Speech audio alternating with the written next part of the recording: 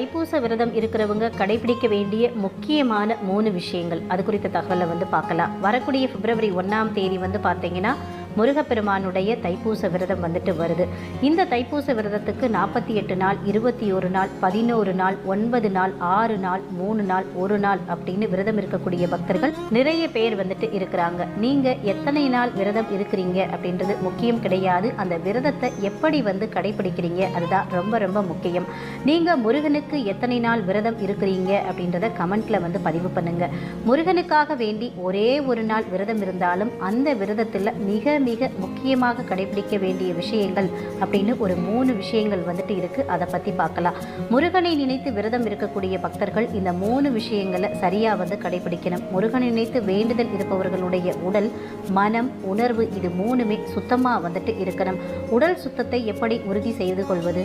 வழக்கம் போல சுத்தபத்தமா நாம குளிச்சு